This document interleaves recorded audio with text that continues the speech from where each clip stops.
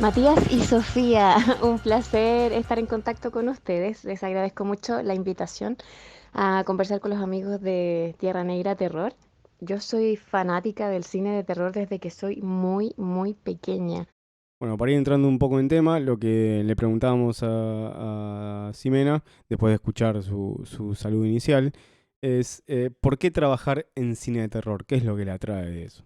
Yo creo que desde que soy muy niña el cine, fantástico, y de terror ocupa una buena parte de mis pensamientos. Yo todavía recuerdo que conocí las películas de vampiros clásicas de la Hammer. Muchas veces se pasaban con cortes de censura, no eran películas tan violentas como las que se pueden ver hoy en día. A lo que voy es que si bien es cierto, yo era muy fan del cine de terror, yo creo que lo que más me motivaba eran los desbordes de fantasía, las psicologías extremas de los personajes que estaban ahí presentes, pero no necesariamente el festín de sangre, sino que más bien la exploración psicológica de los personajes, y eso se ha convertido en un interés que he ido volviendo cada vez más sofisticado en la medida en que obviamente fui creciendo. También la literatura de terror en algún momento empezó a ser poco a poco una de mis grandes delicias, y me acuerdo de que como yo era pequeña y ya mi papá notaba que me gustaba mucho el cine de terror y cualquier cosa que pasaran por la televisión,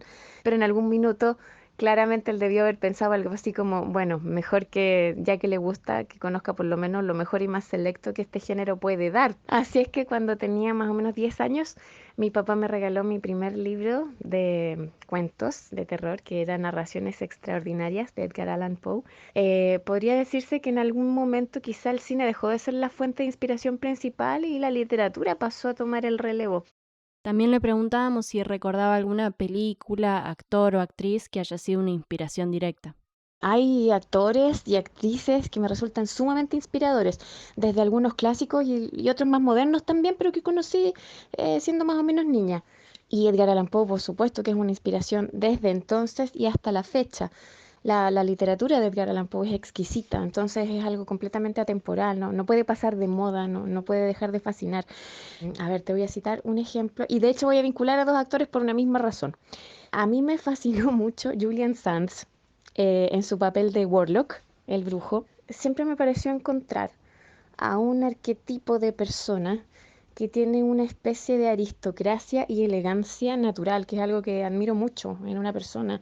Esa elegancia que no es afectada, que es natural. Yo creo que ya más grande me pude encontrar con producciones de Vincent Price, en donde pude ver las películas ya no a través de versiones televisivas que son siempre dobladas normalmente, sino que escuchar los audios originales, que es como a mí me gusta ver las películas, oír las voces originales, prefiero leer un subtítulo. Y me ha fascinado siempre por la misma razón. Es uno de mis ídolos en la pantalla. Su voz es absolutamente cautivadora. Tiene una cadencia y una elegancia que evidentemente lo vincularon a los personajes aristocráticos a los que uno tiende a asociarlo. Yo he estado estudiando ya ahora grande muchas más películas de él, algunas anteriores a su etapa haciendo terror, donde ya se veía la semilla de lo que en algún momento se convertiría en esa leyenda que se asoció al cine de género, pero que no siempre estuvo vinculada a eso. Entonces la primera película donde uno lo ve en todo su esplendor y es cuando él recién probó es Dragon Week. Esa película es espectacular. En cuanto a mujeres, yo creo que Betty Davis también para mí es una fuente de inspiración inagotable. Es una actriz de la cual he visto montones de películas y he seguido el desarrollo de su carrera desde las películas más juveniles hasta las últimas. Y me parece que en este caso ya estamos hablando un poco como con Vincent Price, el tipo de actor o actriz que es un poco un personaje en sí mismo, como que uno espera ver en cierta forma un cierto tipo de representación en ellos y aludir a ciertas gesticulaciones, ciertos ademanes que les son muy propios, un poco a ellos como personas y que le transmiten finalmente a sus personajes. Otra de las cosas que queríamos saber era su sociedad con Lucio Rojas, con el director de Trauma, porque vimos que tenía ella más trabajos, estaba Senderos y otras películas que habían hecho en conjunto, y esto es lo que nos comentaba. Claro, efectivamente, con Lucio tenemos una especie de sociedad creativa que en realidad es de larga data. Lucio y yo nos conocimos cuando éramos unos veinteañeros. Y Lucio en otra universidad, yo estudiaba en la USACH, que es la Universidad de Santiago de Chile, y Lucio estudiaba en la Universidad de Chile, y él estudiaba Administración Pública. Por ahí me enteré de que un amigo me comentó que había un ciclo de cine de terror en esta universidad, en una de las facultades de esta universidad. Y yo asistí a ver una película y resulta que la persona que organizaba este ciclo era Lucio. Bueno, nos conocimos entonces en esa instancia y ahí empezó la comunicación entre nosotros, nos hicimos muy amigos. Teníamos claramente un gusto y una afinidad muy marcada por el cine de terror. Fuimos amigos durante 5 años, luego yo me fui otros 5 años a vivir a España. Volví el 2011 y en ese intertanto, mientras Lucio se había decidido finalmente a estudiar cine y a hacer realidad este sueño que tenía desde que era muy joven, y yo por mi parte había estado haciendo alguna índole artística mientras vivía en Barcelona y había empezado a avanzar mucho en el tema este como del modelaje alternativo y había comenzado a hacer mis primeras apariciones en algunos proyectos audiovisuales. Entonces, cuando retorné a Chile, ya ambos nos habíamos curtido un poco más, bastante más, en esas áreas que a nosotros nos gustaban tanto, sobre todo Lucio, que claramente se había puesto a estudiar definitivamente cine. Estaba él cuando yo regresé terminando la carrera, de hecho, y tenía en mente trabajar su proyecto de titulación, que fue la película Perfidia, y ya tenía hecha la película Muerte Ciega, que había hecho junto a un compañero de carrera mientras yo vivía en España. Al retornar a Chile, entonces comenzamos una asociación que ha ido creciendo en la medida en que pasa el tiempo. Ahí ya definitivamente yo también me puse a estudiar interpretación hace algunos años y también he ido perfeccionando y curtiendo mis herramientas dentro del área. Aparte de eso, con Lucio tenemos una enorme colaboración en términos de lo teórico. Los guiones muchas veces pasan también por mi filtro, es decir, soy una colaboradora cuya presencia excede a lo actoral, sino que mi participación en los proyectos forma parte de estos, desde que son una idea en la cabeza de Lucio hasta que los créditos corren en pantalla en una sala de cine. Entonces, por primera vez ahora ya sigo pasando a una siguiente etapa de manera mucho más formal y ahora estamos, de hecho, acabamos de escribir juntos un guión que es para un cortometraje y estamos ya empezando a trabajar teóricamente un próximo proyecto de largometraje de horror y fantasía, que ya vendría a ser como la super meta de la vida, yo creo que para nosotros, o para mí personalmente, mezclar ya estos dos mundos, lo fantástico y el terror. También le preguntamos cómo llegó a Trauma y cuál fue su vínculo, ¿no?, con esta película. En cuanto a cómo llegué a Trauma, bueno, por razones lógicas, ¿no? Siempre hemos estado trabajando juntos y los dos súper interesados en que el cine de género se desarrolle y lo haga de manera seria, es decir, que las propuestas tengan una solidez teórica, no solamente lo visual, sino que, o sea, todo, en verdad todo, desde las propuestas visuales hasta el sostén teórico que las afirma, que las contiene. Entonces, en eso nos preocupamos ambos. Somos muy diferentes, muy distintos, Lucio y yo, como personas. Por lo tanto, siento que en ese aspecto salimos ganando al ser individuos con ideas que se vuelven complementarias. Las cosas que él más maneja no son exactamente las que yo manejo, por ejemplo, en cosas de índole práctica. Y otras cosas que manejo yo mejor son siempre entonces un aporte para complementar las que a él le faltan o sus puntos más débiles. Entonces en ese sentido hacemos una muy buena alianza creativa. Y esa es la razón por la cual nos hemos mantenido trabajando juntos y armando de a poquito algo que es como una pequeña compañía en el fondo, en donde muchos miembros se van repitiendo. Si tú te fijas, por ejemplo, un actor como Daniel Antivilo, que tiene un rol protagónico como villano en Trauma, también estuvo en Perfidia y también estuvo en Sendero y al igual que yo, con papeles más pequeños y luego con un papel mucho más grande y determinante en esta película que es Trauma, que probablemente es la más lograda de todo el grupo. ¿Por qué? Porque la experiencia te permite ir amarrando mejor todos los elementos. O sea, imposible hacer tortillas sin quebrar huevos y la verdad es que se requiere hacer para aprender. Así es que Trauma hoy en día nos deja el listón alto para lo próximo, para lo siguiente. Otra de las cosas que nos interesaba saber era si había tenido draft del guión previamente, que habían por el lado de que yo le quería preguntar si habían sido realmente descriptivos los guiones para saber todos los que se le venía enfrente en el rodaje. Y esto es lo que nos comentaba. Completamente yo tenía, y todo el equipo tuvo súper claro cuál iba a ser el contenido de la película. De hecho, los guiones de Lucio suelen ser muy descriptivos, así es que es bien difícil que te sientas como engañado respecto de lo que aparece en el guión y luego lo que se ejecuta cuando se lleva a cabo la película. Además, Trauma fue una película particularmente bien planificada. Había storyboard para toda la película. Toda la propuesta se diseñó muy cuidadosamente y por eso se consiguieron logros, por ejemplo, técnicos tan interesantes al poder fusionar desde la preproducción, el trabajo en el área de maquillaje práctico, con los requerimientos que iba a haber luego durante la postproducción con el equipo de VFX que se llama Jump Cuts. Entonces, todo eso, la buena comunicación que se generó durante la preproducción de la película y hacia el final, es lo que permitió tener tan buenos resultados.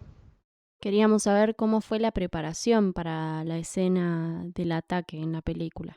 El trabajo antes de rodaje fue lecturas de guión con los grupos por separado.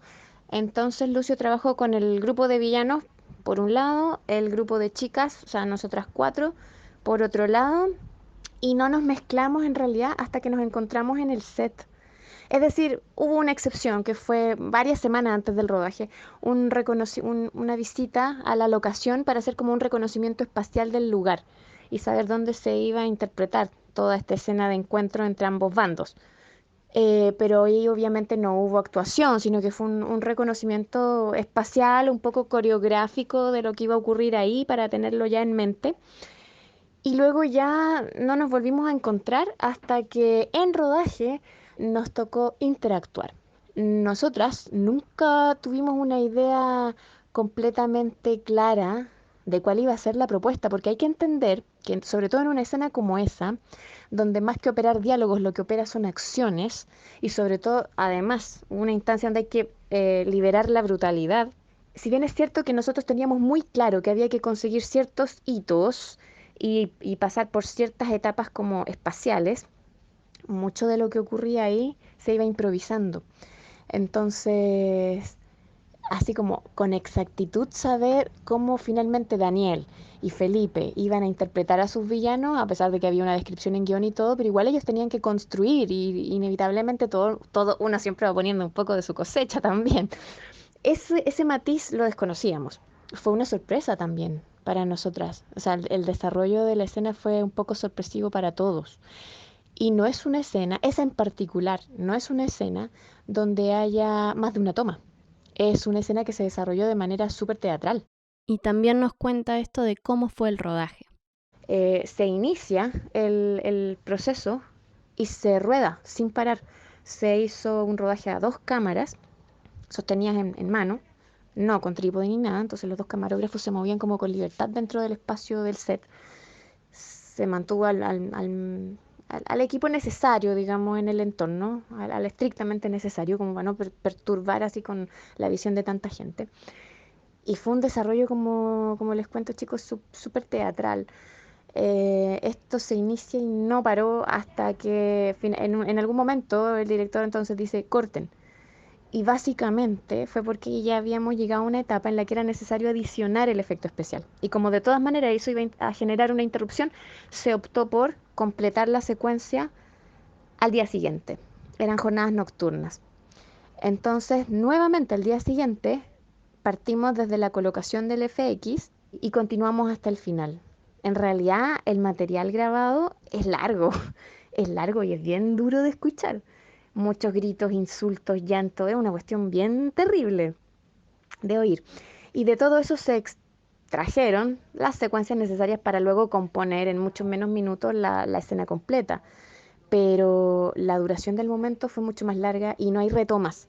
Solamente 2 cámaras, recoger de cada una distintos ángulos y completar la secuencia en base a todo lo que se había hecho y claro, todo lo que se requería según guión estaba incorporado, pero había incluso más cosas que se fueron generando ¿sí? En la simple interacción, en el hecho de confrontarse y de vivirlo muy desde adentro, o sea, sintiendo la cosa muy, muy de estómago. Entonces, esa sensación era bien abrumadora. Cuando terminó la grabación de esa secuencia, tras una segunda jornada nocturna específica sobre eso, el equipo estaba, me refiero al equipo técnico, ¿cierto? Nuestros colegas estaban en un estado impactante.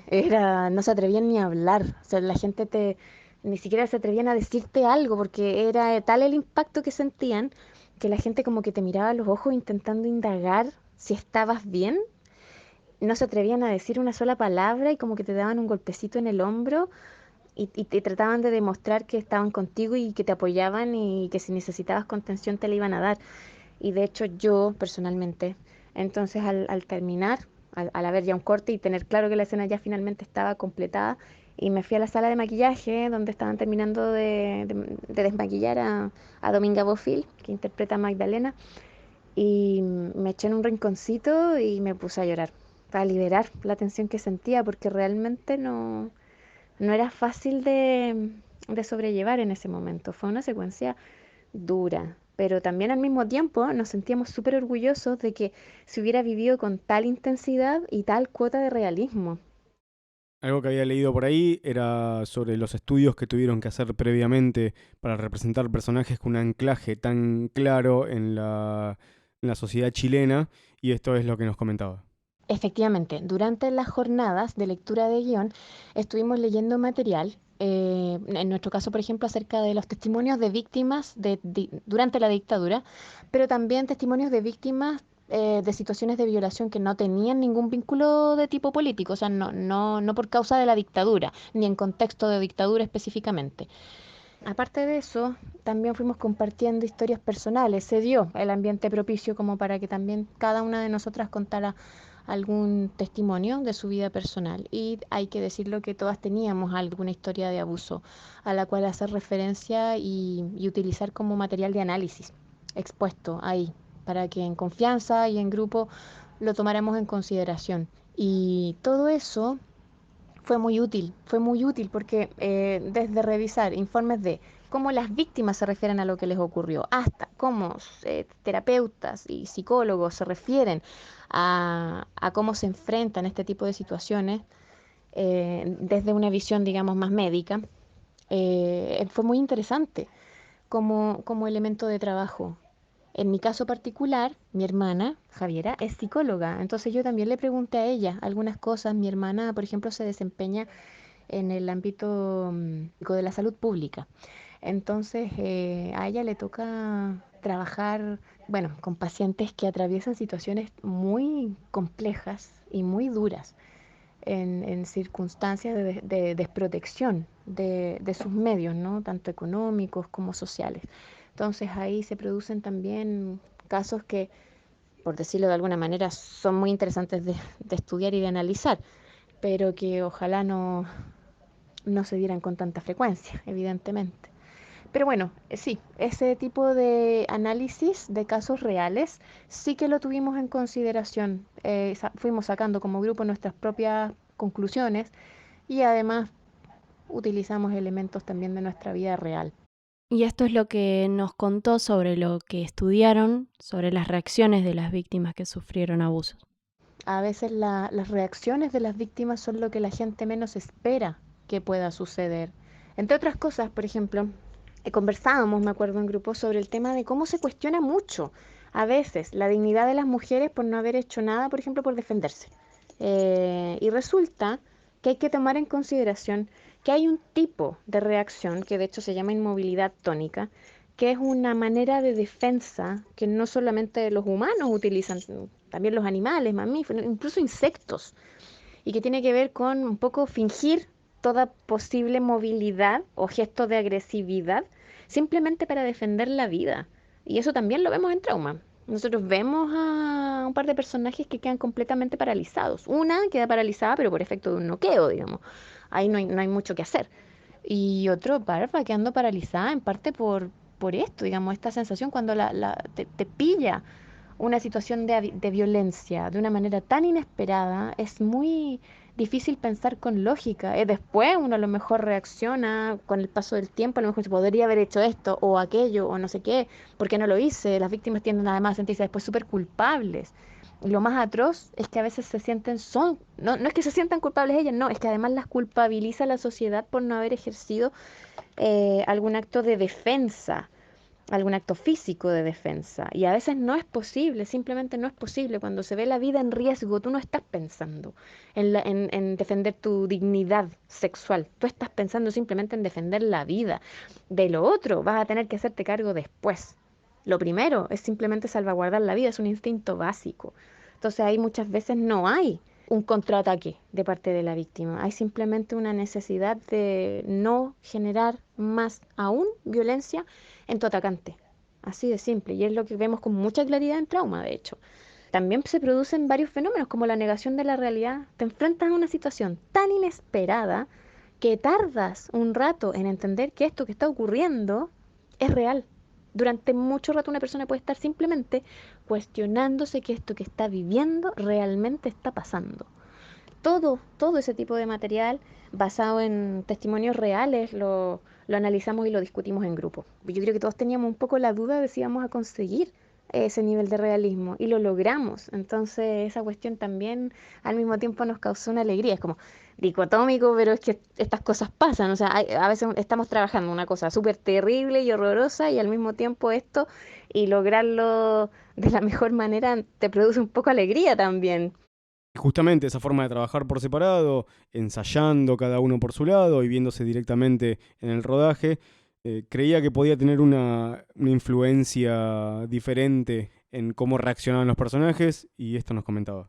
Mira, yo siento, así con la distancia y todo, que ese modo de trabajar, dada los requerimientos que tenía el guión y la situación que se iba a enfrentar, fue una elección adecuada de Lucio como director. Pienso que a lo mejor hubiera sido más coreográfico y más fingido si hubiéramos estado haciendo ensayos, por ejemplo, de esa escena antes de llegar a interpretarla. Lo que sí requirió, por supuesto, que de parte de ambos bandos hubiera como, por decirlo de algún modo, un compromiso, pero a fuego con el proyecto. Es decir, para que lográramos esto, que no fuera necesario hacer retomas y que toda la secuencia discurriera como tenía que discurrir, considerando que efectivamente había que marcar algunas secuencias, tenían que estar incorporadas, pero a su vez estuvieron acompañadas de un montón de improvisación que también se fue generando. Para mí fue una acción y el mundo desapareció. Mi realidad en ese momento era a lo que me estaba enfrentando con este par de individuos que poco a poco empiezan a hostigar y poco a poco van mostrando una violencia cada vez más inusitada y que es un cóctel de agresividad que no para y que se va adicionando con más y más detalles perversos. Entonces, creo que la elección de Lucio como director fue adecuada porque nos permitió a nosotras trabajar a nosotras y a ellos, trabajar un poco desde la sorpresa y las reacciones que tienen que ver con la sorpresa no se fingen, no se pueden hacer una y otra vez y tener buenos resultados. Mi experiencia me señala que muchas veces la primera toma en algunas secuencias es la mejor, porque es donde está puesto todo el espíritu por primera vez en la ejecución del acto que se ha diseñado previamente en guión. Y esto nos decía de dónde se inspiró Lucio Rojas para grabar esa escena. En cierta forma me acuerdo que él me comentó que se había inspirado en el rodaje de una película de Hitch, creo que se llama, de un tipo que persigue a un par de personas por la carretera, y que en el rodaje de esta película el director había optado por no reunir jamás a las víctimas y al victimario para que ellos se enfrentaran desde la incredulidad y el terror que produce el no saber nada y no entender bien qué mierda le pasa al otro, la lógica de sus reacciones. Entonces, un poco esa fue también la idea de trabajar en este caso con trauma, esa secuencia.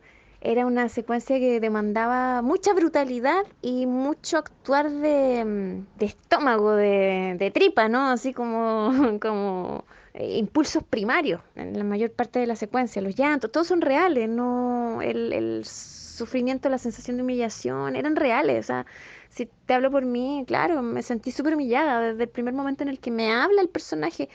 en el suelo y usa, por ejemplo, ya mi cuerpo para hacer referencia a mí como persona y del modo en el que lo hace, que suena como sucio. Ya desde ahí entró agrediéndome. Y son los elementos que Daniel fue creando. Por otro lado, el personaje de Felipe no habla mucho, de hecho prácticamente no habla nada, sin embargo, en su mirada, en su gesto, en lo libidinoso de las intenciones y luego en la brutalidad del acto físico, va mostrando también sus propias aristas como personaje. Entonces, creo yo que la elección fue la adecuada, como la mejor postura frente a lo que se buscaba. También le preguntamos si al verla ya montada, final y en la proyección, creía que era más fuerte de lo que había pensado ella durante el rodaje. Mira, la primera vez que la vi completa, yo fui viendo adelantos durante el proceso de montaje. De hecho, di muchos consejos también a la hora de hacer el montaje, sugerí muchas cositas, qué sé yo, pero nunca la pude ver completa, o sea, iba viendo como secuencias por separado. Y la primera vez que la vi completa fue para el estreno mundial de la película, que fue en el Festival Mórbido en Ciudad de México. Mira, quedamos todos despertigados por la sala, nos sentamos todos separados y pude sentir como muy de cerca las reacciones y las sensaciones que les invadían. A la par que yo también estaba súper concentrada viendo la película porque como te digo, era la primera vez que la podía ver completa. Me produjo una sensación muy loca de tristeza hacia al final de la proyección, o sea, una sensación como de abatimiento, como ¿por qué en el mundo pasan estas cosas? Porque en el fondo, efectivamente, las torturas que se muestran en la película y que están inspiradas en los testimonios de las torturas durante la dictadura son muy realistas en cuanto a mostrarte cómo fueron. De hecho, nuestro equipo de arte fue al Museo de la Memoria, que es un museo donde hay toda clase de recopilación de testimonios de la brutalidad de la dictadura y se reprodujo incluso una silla de tortura. Mira, yo no sé si la silla había una silla real ahí o había como los diseños de la silla en el museo. Honestamente no, eso lo desconozco, pero sí sé que ellos fueron al museo y de ahí sacaron material en el cual se inspiraron para recrear con la mayor fidelidad posible ciertos elementos que luego aparecen en la película y que son los que corresponden a la educación, así entre comillas, de nuestro personaje Juan, víctima y victimario al mismo tiempo. Y nos comentó lo que estuvo hablando con los colegas durante la proyección. Y además conversé con las personas que también asistieron a ver la función. Había directores de cine, había gente bien interesante también en la audiencia. Estaba, por ejemplo, Paco Plaza, el director de Rec, de Verónica, con un par de colegas de él que también venían de España en ese momento. El productor López Lavín, estaba Enrique López Lavín, también el encargado de arte de Verónica y de varias películas de Paco Plaza. Había, no sé, gente bien interesante. Xavier James, director de Frontiers, que había sido una referencia para nosotros al momento de planificar trauma en algunos elementos. Andrew Mack, un crítico muy importante de la revista Screen Anarchy. Entonces, después de la exhibición, conversamos con todos ellos. Todos nos contaban lo mismo, siento una sensación de abatimiento, de qué mierda el mundo, de por qué esto tiene que suceder, por qué estas realidades tienen que existir, que estas cosas no son pura ficción. Es lo peor de la película, darte cuenta de que lo que reflejan no es una pura fantasía, no es solamente una historia de ficción, es una historia de ficción, pero inspirada en hechos que suceden, han sucedido y están por suceder. También queríamos saber cómo se balanceaban las críticas buenas y las malas de la película, recibiendo críticas por momentos muy malas y ganando premios encima en festivales. En el caso específico de trauma, yo siento que en general las críticas han sido bastante positivas hacia nuestro trabajo, en tanto que lo analizan con objetividad, tomando en cuenta distintos elementos, desde una propuesta en cuanto a la temática que se trata, hasta cosas que tienen ya que ver con la ejecución técnica. Y por ese lado yo acepto que puede haber divergencias de opinión en cuanto a lo que la película presenta y a la dureza con que lo retrata. Efectivamente, también se podrían contar situaciones parecidas y a lo mejor no recurrir a una visualización tan morbosa. Pero yo siento que hay una postura válida también en el hecho de reflejarlo con ese nivel de realismo. Y hay quienes nos pueden criticar por decir, o sea, por mostrarla diciéndonos cómo es posible que siendo la realidad ya tan terrible, nosotros además nos solacemos mostrando estos acontecimientos tan morbosos cuando en realidad lo que más necesitamos como seres humanos quizá es tener reflejos de bondad para imitar. Y yo puedo entender esa postura, Pero lo que encuentro más terrible no es cuando uno se enfrenta a ese tipo de críticas. Lo que encuentro más terrible es lo que ocurre hoy en día con este fenómeno de los denominados haters, que están y abundan y sobran, diría yo, en las redes sociales, por ejemplo, y en todo tipo de páginas en internet. Entonces yo me he encontrado con críticas estúpidas que, por ejemplo, reseñan aspectos como, como que, por ejemplo, no podían encontrar, no sé, unas protagonistas con unas narices más bonitas, por ejemplo. Te lo juro, o sea, yo me encuentro con críticas de ese tipo que para mí no son críticas, o sea, para empezar, eso no es una crítica, eso es un fijarse en el trabajo y tratar de encontrar mella en cualquier detalle, con el solo afán de hablar mal de un producto. Es uno de los aspectos que reflejan la parte negativa de las posibilidades de acceso a la comunicación con las que contamos hoy en día. Y esa quizás es la peor parte, es ahí en el ámbito de los haters, o sea, estas personas que sin tener ningún conocimiento específico, por ejemplo, sobre cine o incluso sin haber visto la película, desgraciadamente, y hay que decirlo, sus opiniones reflejan muchas veces también una falta de cultura absoluta, de capacidad de análisis también. Eso quizás es lo más triste de observar, pero es algo a lo que se está expuesto. Y yo no digo que la gente tenga que encontrar buena la película. De hecho, hay mucha gente que la encuentra un bodrio y que la encuentra mala y todo. Y yo creo que son posturas válidas en tanto tengan una plataforma para justificar su opinión. Así es que últimamente la verdad es que el tema de las opiniones, al menos así estas típicas opiniones pequeñas de usuarios de redes sociales y cosas así que hablan por hablar, porque tienen la posibilidad simplemente de poder manifestarse, no la miro mucho y no la tomo mucho en cuenta. Pero sé que existe y de todas maneras he leído algunas cosas, pero no la tomo como un elemento relevante. Me preocupo más de... me interesan, por ejemplo, las personas que cuando escriben se nota que piensan en lo que están diciendo y se nota que tienen como elementos de comparación y de análisis, cierto nivel educacional a la hora de plantear sus diferencias a veces o su apoyo también, pero que hay un cierto contenido detrás de las palabras. Pero está bien, la gente no tiene por qué estar de acuerdo con todo lo que uno hace. Uno no puede esperar gustarle a todo el mundo. O sea, de hecho, hay que tomárselo con calma. Así es que en Chile decimos, hay que tener cuero de chancho, que significa tener la piel dura igual, bastante dura como para que eso no te afecte, que no te quite el sueño. Le preguntamos si creía que lo extremo del film terminaba opacando las escenas fuertes a las que alegoriza la película. La crítica a la dictadura de Pinochet, la violencia machista y la homofobia. Mira, puede ser que en algunos contextos, efectivamente, los actos de violencia de la película, que son muy fuertes, muy llamativos, sí que opaquen otros mensajes que hay detrás. Y me lo explico un poco también tomándome a mí misma como ejemplo.